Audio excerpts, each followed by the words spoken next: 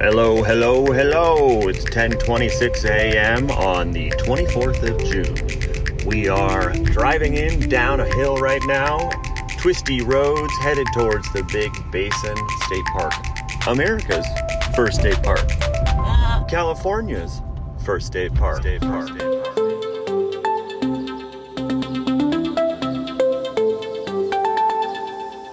Wow.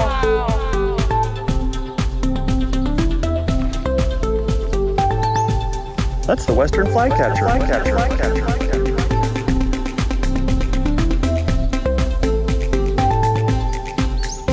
Good morning.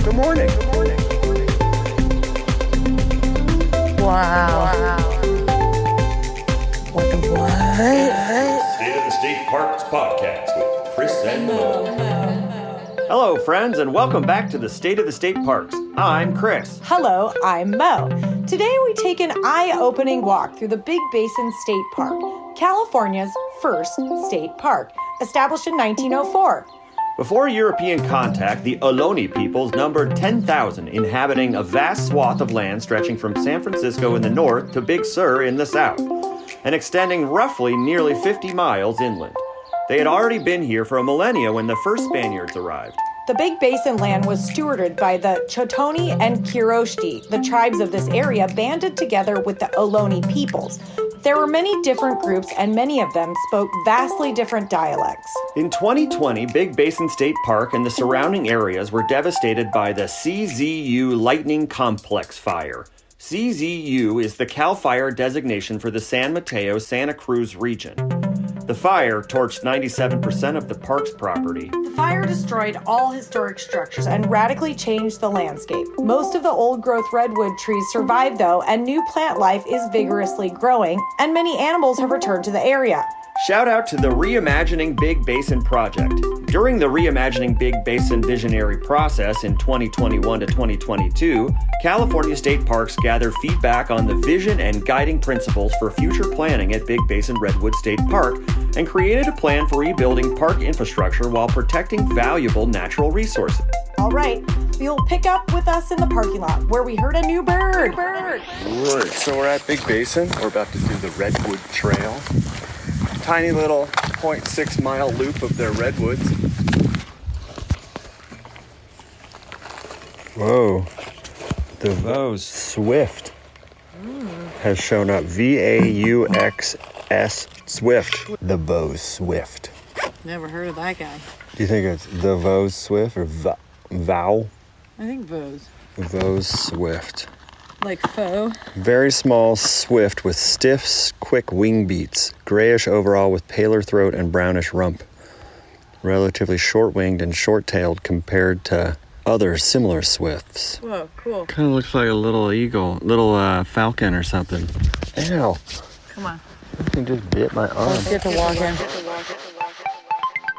We did a quick search on the internet and discovered that bird is actually pronounced vox, like fox. Ha! Oh well, we're learning. At the beginning of the old growth loop was an amphitheater with benches carved from old downed redwood trees. Sadly, the campfire center that used to be the stage for this amphitheater was lost in the CZU fire in 2020. The space felt eerie and exciting. You could almost feel the stories that were once told here.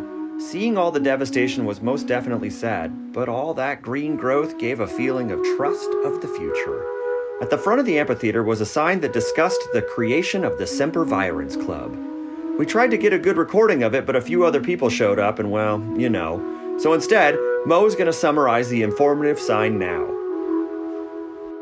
In 1900, concerned that the redwood trees of Santa Cruz Mountain would be lost forever, Andrew P. Hill and a small group of friends came together in what is now Big Basin Redwood State Park and formed the Sempervirens Club. They passed a hat collecting $32 to finance their campaign.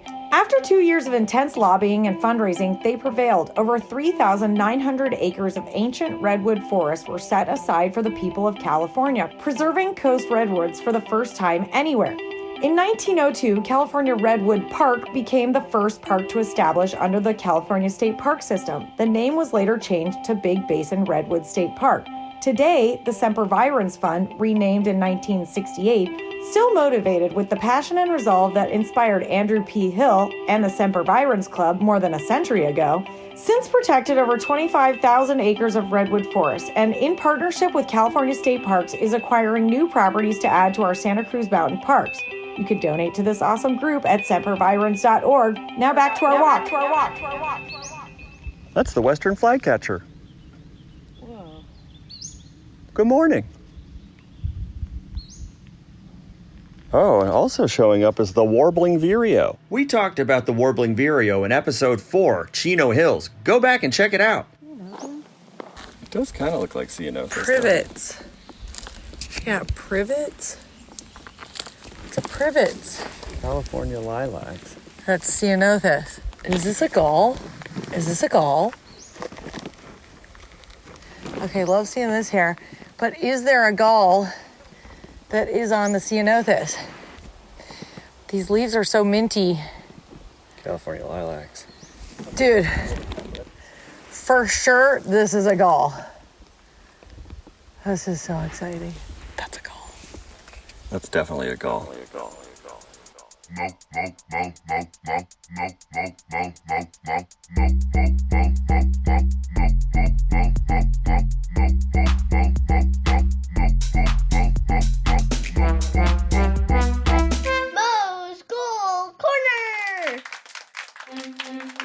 I uploaded 8 pictures to iNaturalist and used the autofill to find a ceanothus gall that matched the one we found, Asphodela ceanothi.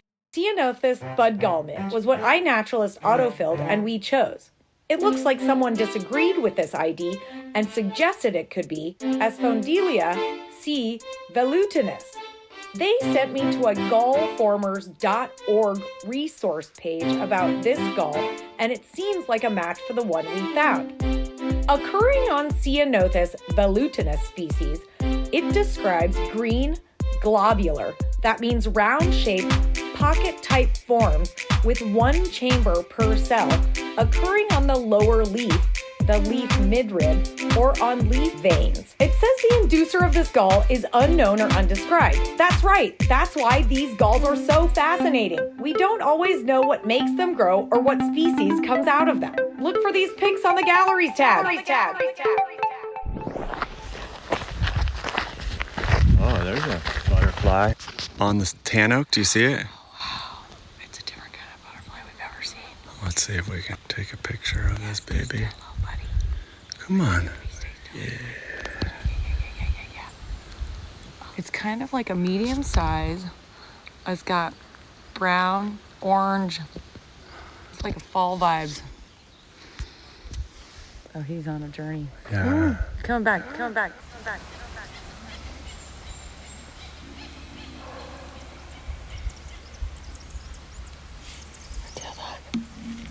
Acorn woodpecker. What is that? It's a tiny redwood cone. Look at the size of the Douglas fir cone versus the coast redwood cone. So tiny. Pretty cool.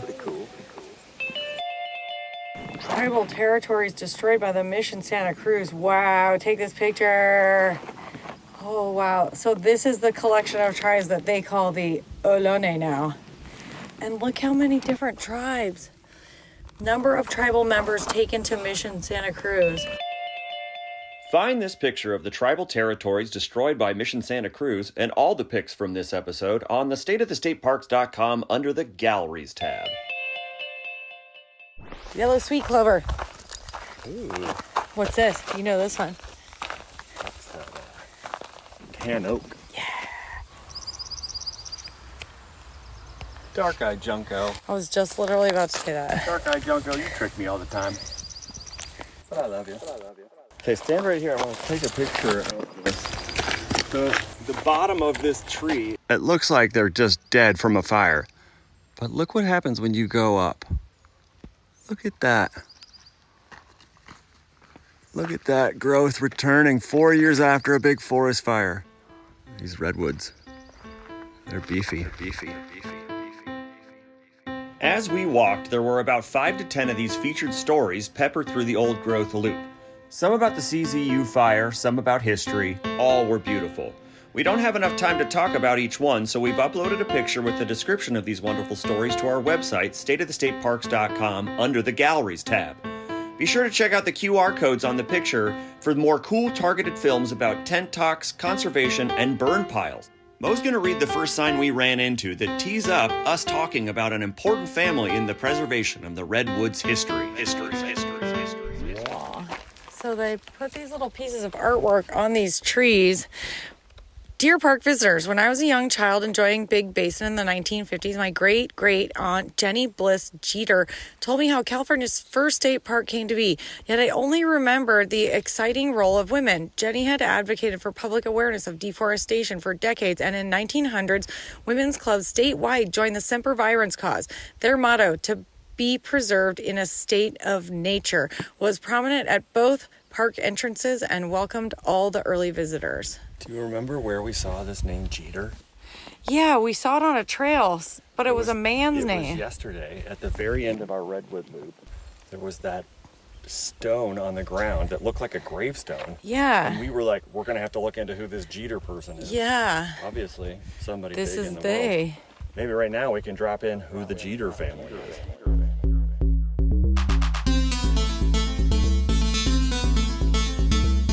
The Jeter family.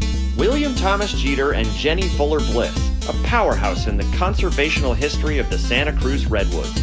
William Thomas Jeter, a politician and attorney, acted as a negotiator for the Semper Virens Club.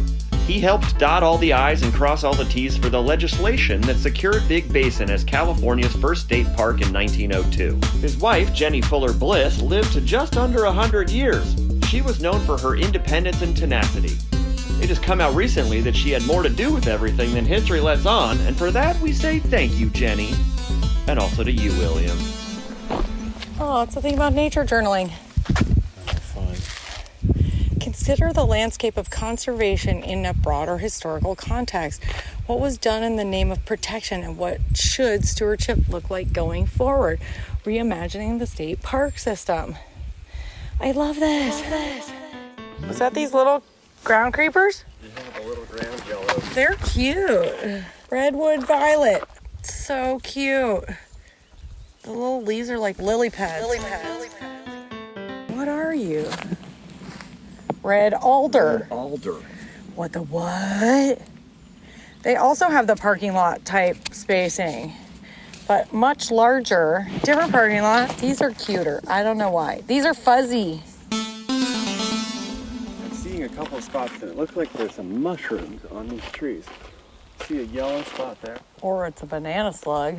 It could be a banana slug. And then on the tree up there, Yeah, those kind of look like mushroom. definitely a banana slug. Oh my god, that's so cool. Good eyes. Fun. You could see the sticky parts of his scale. Wow, you want to take a pic?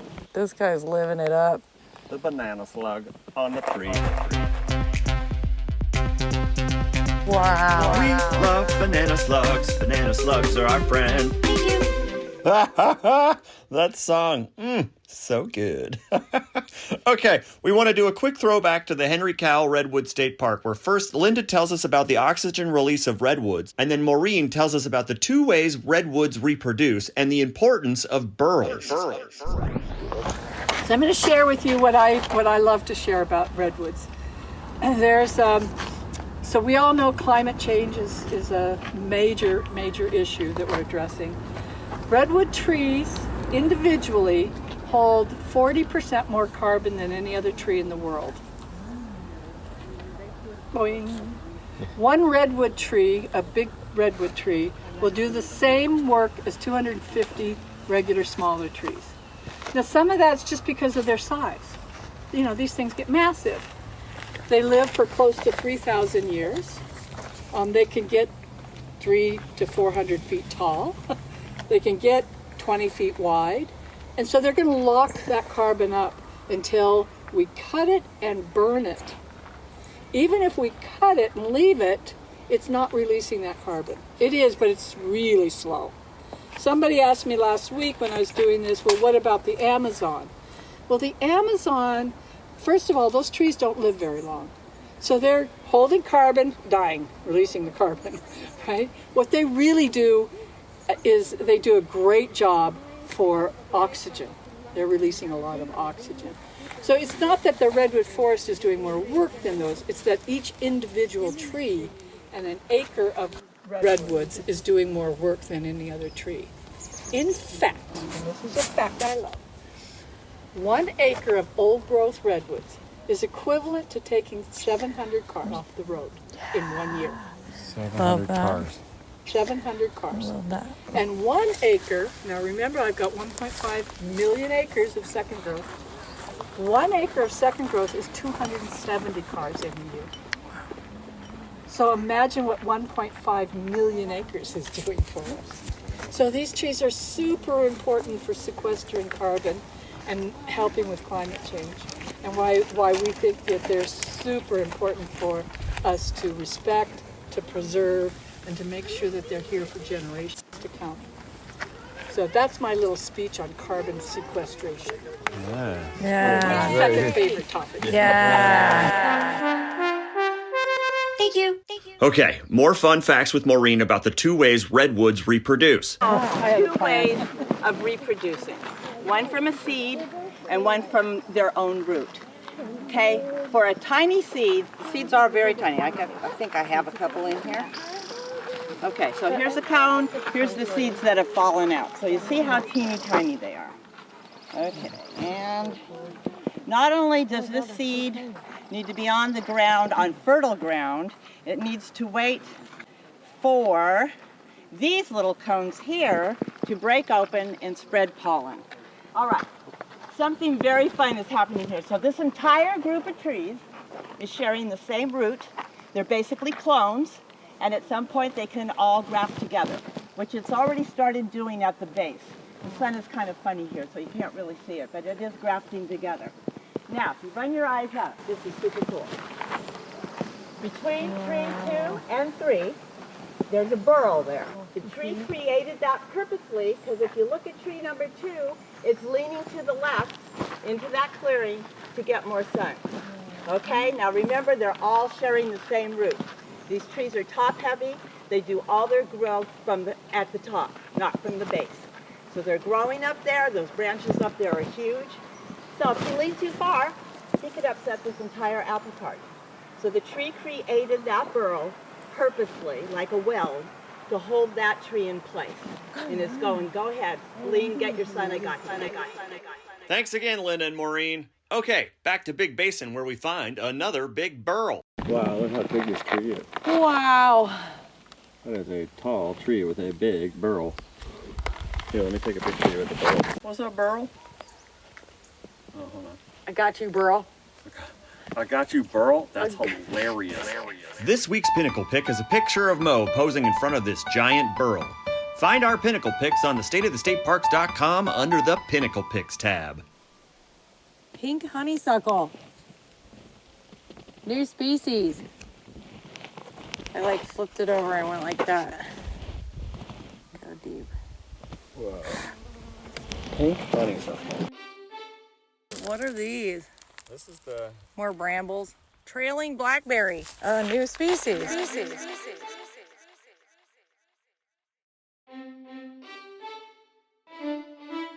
Oh, wow. Really interesting. Whoa, that's cool. Is that a gall? Could be a gall. It looks like a cavernous part of the stem of this oak. It has maybe some creatures in it. Oh yeah, here it looks like a broken piece. Yeah, I thought they broke it just so it wasn't going into the... Oh, maybe. Here, hold on. There's some more up here. Oh, cool. They're everywhere. Because these look like the guys came out. Here.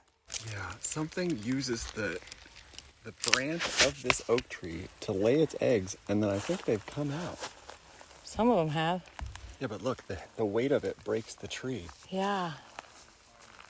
That's cool. Okay. That's rad. We're losing our minds. It's so cool. We're losing our minds. We are losing our minds. Moe's School Corner! Part 2. Thank you. This is the ruptured twig gall wasp, Caloritis perdens. These galls occur on all 3 Pacific black oak species. This wasp induces a many-chambered, tapered stem gall that ruptures at maturity. That's right, OMG. This stem expels these kernel-like larval chambers. The capsules are forced to the surface of the stem and then dropped to the ground. This exciting exiting process usually takes place while the stems are still somewhat green and soft, usually after the first rainfalls and before the stems harden in the fall. Once on the ground, the larval capsules nearly disappear amidst the leaf matter and other debris. Even though the larvae in their chambers are somewhat protected, they are easily eaten or carried off by birds, ants, or mice. We're losing our minds. It's so cool. We're losing our minds.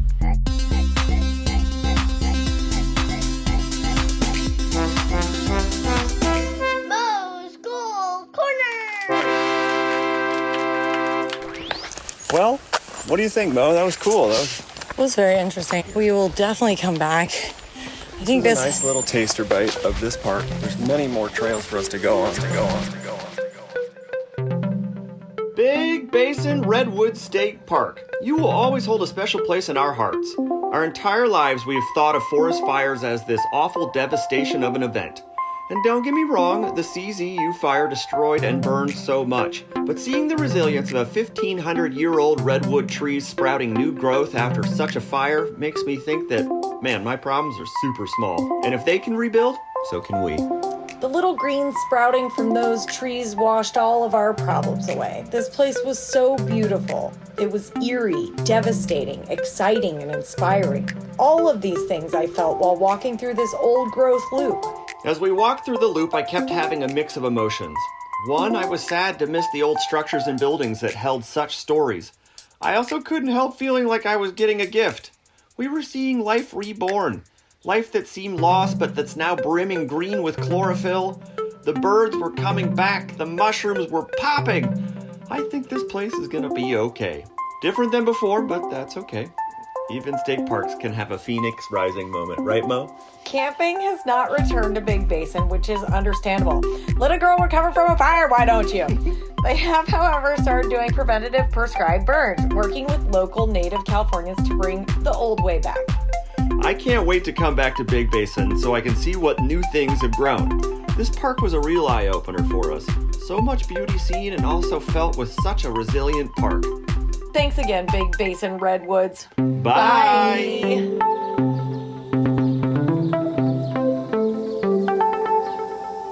Wow.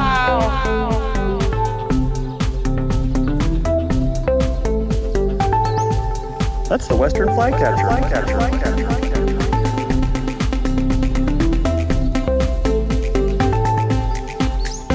Good morning. Wow. What the what? State of the State Parks podcast with Chris and Moe.